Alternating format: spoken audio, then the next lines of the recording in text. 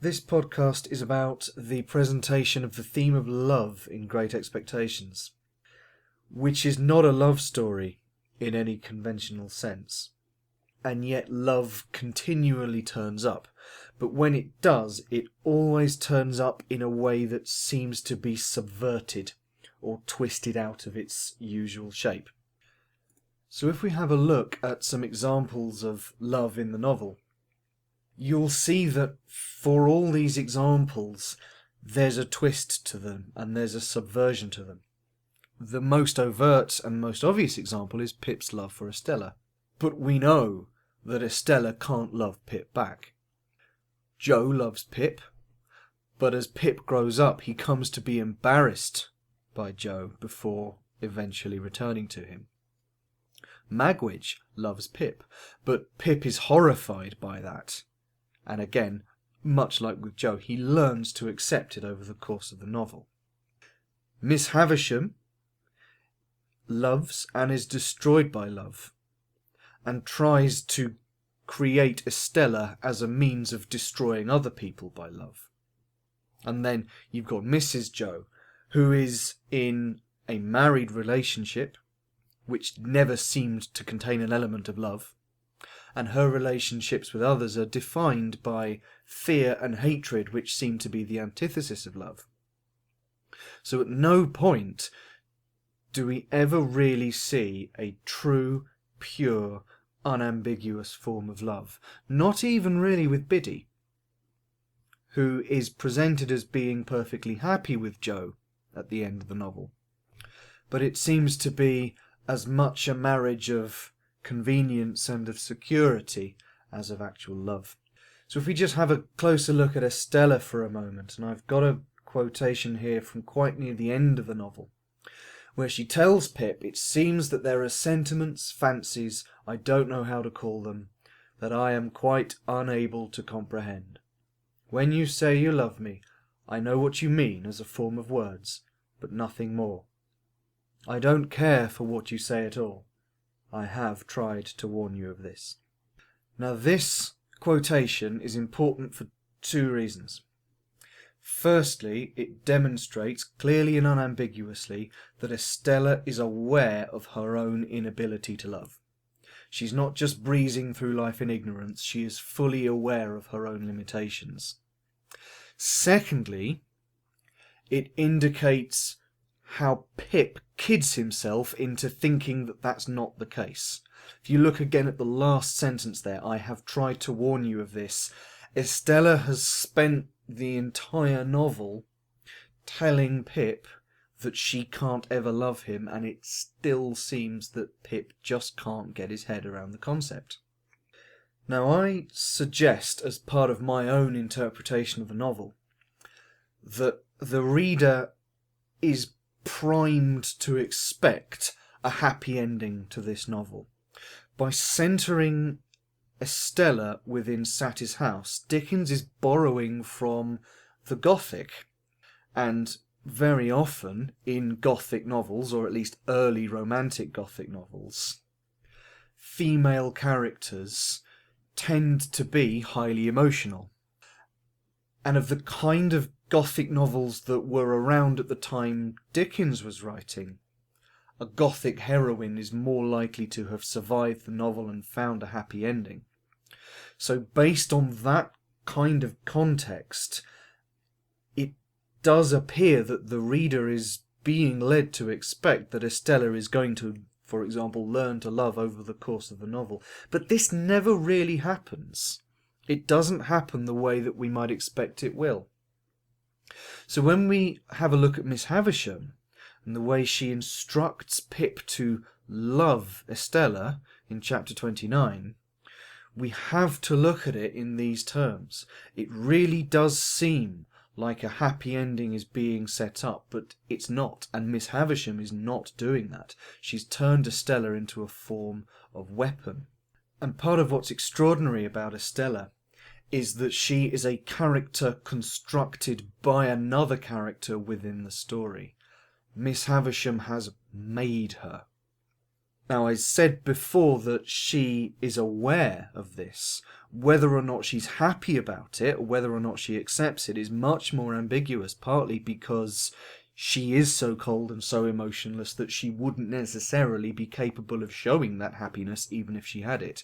She does seem to accept her own characterization, but then there are moments later on in the novel, particularly chapter 38, where she seems to indicate a kind of resentment at what she's lost. Now, this leads me to read the very end of the novel quite cynically. It appears, at face value, to be the conventional happy ending, and that is a perfectly valid way of interpreting the ending. If you want your happy ending to this romantic story, you've got it. Dickens offers it to you. Pip ends the novel by proclaiming that he sees the shadow of no parting from Estella.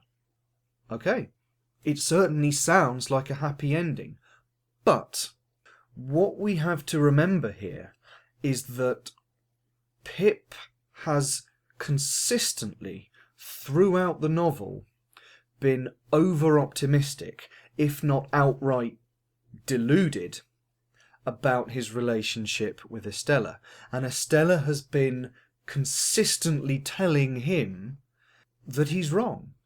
Don't forget, that quotation from Estella that I showed a bit earlier, that's not from early in the novel, that's getting towards the end. She's been reminding him of this the entire time, and Pip never really seems to learn.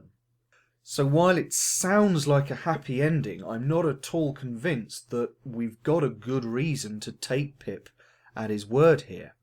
Just because Pip is the narrator does not mean his words necessarily convey any additional authority or insight.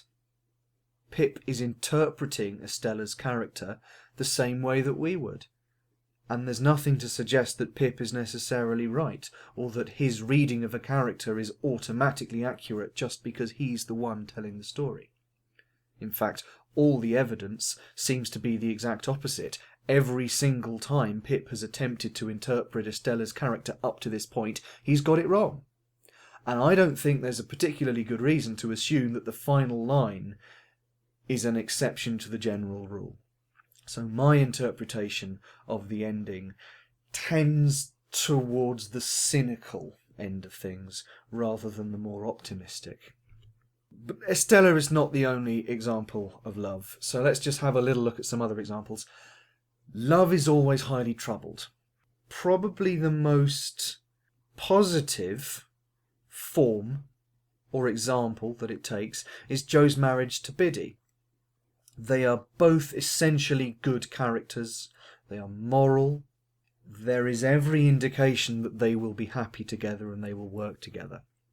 Except they never really express any genuine romantic sentiment. This goodness is generalized. It's not specific. We don't really get the feeling that Joe loves Biddy. We don't really get the feeling that Biddy loves Joe. There are other reasons for their being married, and there's no indication that they're not going to be happy, but it's not necessarily an example of love. Where we do have an example of love, like Estella and Pip, or Magwitch and Pip, it suddenly becomes troubled. The least troubled relationships are the ones not where there's hatred, but where there isn't necessarily love either. So, in general, and I'm not suggesting there are no exceptions to this, but in general, love in the novel is presented at its most successful and its most long-lasting the less it has to do with romance. Particularly platonic love, which is love where there is no romantic element at all, is generally presented as successful, although not without obstacles. Pip has to learn to overcome his embarrassment of Joe, and to overcome his shame at his relationship with Magwitch. He gets there in the end, but it takes him some time. Genuine romantic love is presented as being much more troubled. And where love is troubled and subversive, the examples tend to be quite extreme. Joe's marriage to Mrs. Joe is characterised by quite severe abuse. Miss Havisham's character depends entirely on having her love betrayed. And by extension, Estella's entire character comes from the same thing. Love becomes a weapon.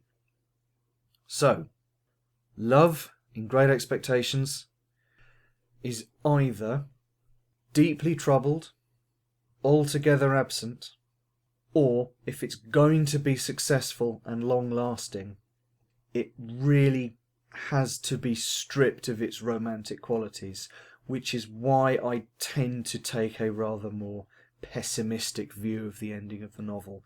Sorry to depress you all.